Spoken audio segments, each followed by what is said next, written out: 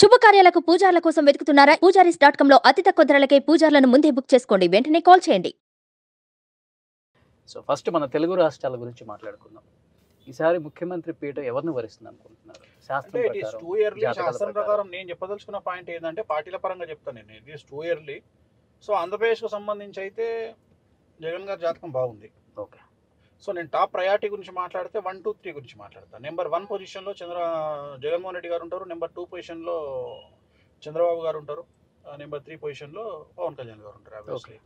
But ఎలక్షన్లలో అల్టిమేట్గా నేను చెప్పేది ఏంటంటే ముఖ్యమంత్రి ఎవరైతారో అని ఆల్రెడీ నేను కన్ఫర్మ్ చేసి చెప్పేసిన కాబట్టి దానికి కొత్తగా చెప్పాల్సిన పని లేదు. బట్ జగన్మోహన్ రెడ్డి గారే అవుతారు. జగన్మోహన్ రెడ్డి గారికే ఫెచ్చింగ్ ఉంది. ముఖ్యమంత్రి అయ్యే యోగం ఆయనకే ఉంది.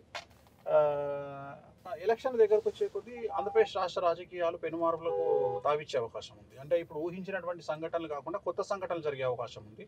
సో అలాగే ఆంధ్రప్రదేశ్లో తెలంగాణలో అరెస్టుల పర్వం కొనసాగుతుంది అని నేను 6 నెలల కింద చెప్పిన. సో ఖచ్చితంగా అది జరిగి తీరుతాయి అరెస్టుల పర్వాలు.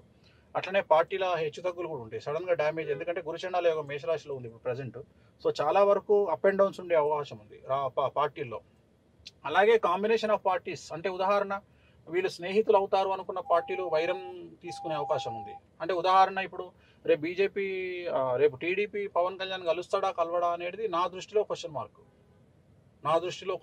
ఓకే. రేపు పొద్దున నిజంగానే కలిసే అవకాశం లేదంటారు. రేపు ఏదైనా జరగవచ్చు. నేననే పాయింట్ ఏంటంటే ఏదైనా జరిగే అవకాశం ఉంది. ఓకే. సో చాలా మార్పులు ఉంటాయి. అంటే ఒక వ్యక్తి యొక్క విజయాన్ని ఎవరు అడ్డుకోలేరు. అట్లనే ఒక వ్యక్తి యొక్క నాశనాన్ని అడ్డుకునే ప్రయత్నం చేసినా 50% సక్సెస్ అవ్వచ్చు. ఇది ఆంధ్రప్రదేశ్కు. తెలంగాణకు సంబంధించి అయితే ఎవరు అవునన్నా కాదన్నా కాంగ్రెస్ పార్టీ పుంజుకునే అవకాశం అయితే ఉంది ఓకే తెలంగాణలో. అండ్ తెలంగాణలో నెంబర్ 1 పొజిషన్ కోసం కాంగ్రెస్ పార్టీ టీఆర్ఎస్ కొట్టుకుంటే ఫైట్ చేస్తాయి. అండ్ 3rd పొజిషన్లో బీజేపీ ఉంటుంది. అంటే పుంజుకోవటం వేరు, అధికారంలోకి రావటం వేరు కదా. నేను అనేది అందుకనే ఫస్ట్ పొజిషన్ కోసం ఎవరు ఫైట్ చేస్తారని చెప్తున్నా. అక్కడనే ఆన్సర్ వస్తుంది. ఫస్ట్ పొజిషన్లో ఫైట్ చేసేది Congress and TRS. First position కోసం అంటే గవర్నమెంట్లో రూలింగ్ కోసం ఫైట్ చేసేది టీఆర్ఎస్ అండ్ కాంగ్రెస్. అంటే ఒక కర్ణాటక ప్రమేయం లాగా ఉంటుంది ఇక్కడ కూడా. ఒక జేడీఎస్ అవుట్రైట్ కుమారస్వామి గారు ఎలా ఒక రోల్ మోడల్ గా అక్కడ కర్ణాటకకు అయ్యారో, 18 సీట్లతో చీఫ్ మినిస్టర్ అయిన వ్యక్తిగా నిలిచిపోయారు. ఇక్కడ అలాంటి అవకాశాలు ఉంటాయా? రావచ్చు. ఓకే. ఇక్కడ తెలంగాణలో అలాంటి పరిస్థితి ఎంఐఎంకు రావచ్చు. నేను కాంగ్రెస్ స్టేట్ అవే చెప్పిన, నేను కర్ణాటక కాంగ్రెస్ గెలుస్తుందని. ఎందుకంటే నాకు క్లారిటీ ఉంది కాంగ్రెస్ కర్ణాటక మీద. ఇక్కడ లేదు. ఎందుకంటే అక్కడ నాకు కర్ణాటకలో ఎవరు అల్టిమేట్గా అంటే సిద్ధరామయ్య, డీకే శివకుమార్ కాబట్టి నేను ప్రిడిక్ట్ చేసిన ఆల్రెడీ. నేను 130 నుండి 140 వస్తాయని చెప్పిన. సో 136 వచ్చినాయి. సో కాంగ్రెస్ పార్టీ గెలిచింది. నన్ను విమర్శించారు కాంగ్రెస్ పార్టీ గెలుస్తా అంటే. సేమ్ ఆంధ్రప్రదేశ్లో సిచ్యువేషన్ ఎలా ఉందో కర్ణాటకలో కూడా సిచ్యువేషన్ అలాగే ఉంది ఇప్పుడు ఈ రోజు పరిస్థితి గెలిచే వరకు. అంటే ఎలా ఉండేదంటే, నేను ఎయిర్పోర్ట్లో కార్ ఎక్కి కర్ణాటకలో బెల్లంగూరులో హోటల్కి వెళ్తుంటే జనరల్గా డ్రైవర్ని అడిగితే ఏంటి పరిస్థితి ఇక్కడ అంటే, చాలా కష్టం అండి, కాంగ్రెస్ పార్టీ గెలవదండి అనేవాళ్ళు. అంటే అసలు పరిస్థితి ఎట్లా అయిపోయిందంటే కాంగ్రెస్ వాళ్ళు కూడా భయపడే స్టేజ్లో ఉండే కర్ణాటకలో. కానీ నేను చెప్పేవాడిని వీళ్ళ మాట నమ్మకండి, మీరు ఖచ్చితంగా కర్ణాటకలో కాంగ్రెస్ పార్టీ వస్తుంది అని చెప్పేవాడిని నేను. అంటే నేను జాతకాన్ని నమ్ముకుంటా, కానీ మనుషులు మాట్లాడితే మనం నమ్ముకోలేము, మనకు కన్ఫ్యూజ్ వస్తుంది. ఇప్పుడు నేను విజయవాడ బెల్ట్కి వెళ్ళి విజయవాడ గుంటూరులో నేను ఒక 2 రోజులు తిరిగితే నా జాతకం ఫెయిల్ అవుతుంది అనే భయం నాకే స్టార్ట్ అవుతుంది.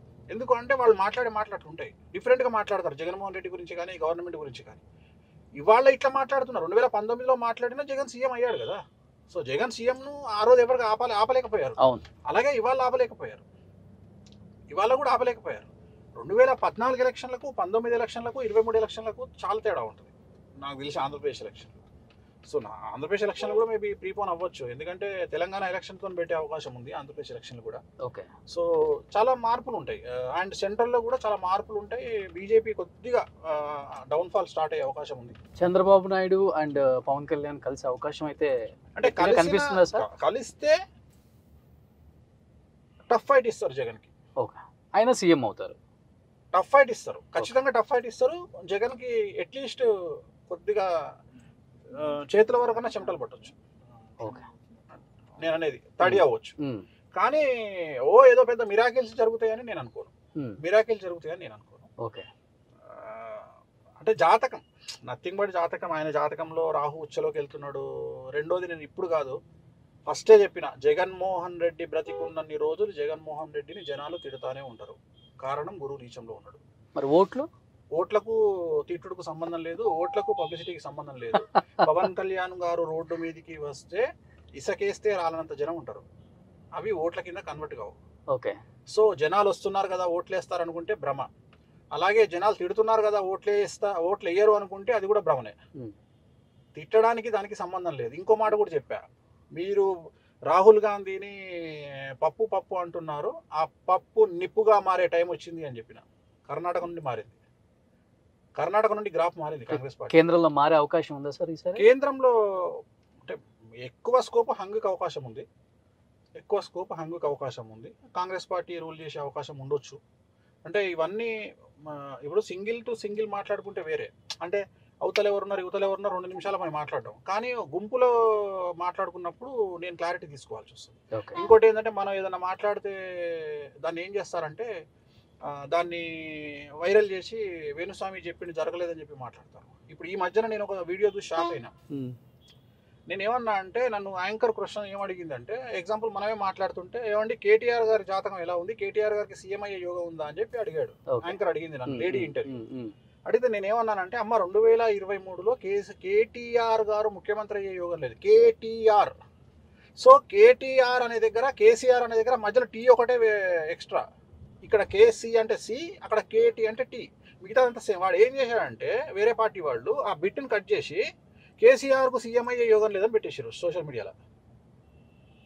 నాకు ఆ అమ్మాయి పంపించింది, ఇంటర్వ్యూ చేసిన అమ్మాయి, గురువు గారు ఇది మీరు ఎప్పుడు చెప్పారు, నేను ఎప్పుడు మీతో ఇంటర్వ్యూ తీసుకున్నా, మనం ఎప్పుడు కేసీఆర్ సీఎం కాడన్నామంటే చెక్ చేస్తే దాంట్లో నేను చెప్పిన పాయింట్ ఏంటంటే కేటీఆర్కు సీఎం అయ్యే యోగం లేదని చెప్పారు. రీసెంట్గా వంగల్పూడి అంతా కూడా మాట్లాడిన విషయంలో నారా లోకేష్ యువగలంలో కూడా చంద్రబాబు నాయుడిని ఎవరు ఆపలేరు అని ఏదో మాట్లాడితే, అంటే జగన్ ఎవరు ఆపలేరు మళ్ళీ సీఎం అవుతాడు అని ట్రోల్ చేసినట్టు నన్ను కూడా ఏం చేశారంటే నేను కేసీఆర్ సీఎం కాడు అన్నట్టుగా. అసలు నేను తెలంగాణ గురించి ఇంకా మాట్లాడలే. నేను కారణం ఏంటంటే నాకే క్లారిటీ లేదు. ఇప్పుడు నేను క్లారిటీ వచ్చిన తర్వాత నేను మాట్లాడతా ఒక మనిషి గురించి, సీఎం గురించి.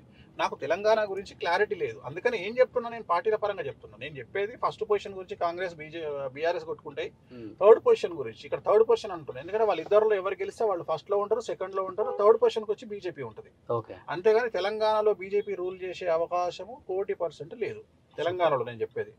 బట్ తెలంగాణలో రేపంటూ ఫైట్ చేస్తే ఒకవేళ వస్తే కాంగ్రెస్ లేదా బీఆర్ఎస్, ఈ రెండే అవకాశం ఉంది తప్ప థర్డ్ పొజిషన్లోనే బీజేపీ ఉంటుంది అనేది నాకు ఇది కన్ఫర్మేషన్. ఇది అఫీషియల్గా నేను ఇచ్చిన వర్డ్. రాహుల్కి ఈసారి యోగం ఉందంటారు? రాహుల్కి ప్రధానమంత్రి అయ్యే యోగం లేదు. ఒకవేళ గవర్నమెంట్ పార్టీ పుంజుకునే అవకాశం, పార్టీ పుంజుకుంటుంది. అంతేగాని ఆయన ప్రధానమంత్రిగా ఉండడు, పెళ్లి చేసుకోడు, అది ఎప్పుడో చెప్పేసాడు. 2 లేవు ఆయనకి. గ్రేట్.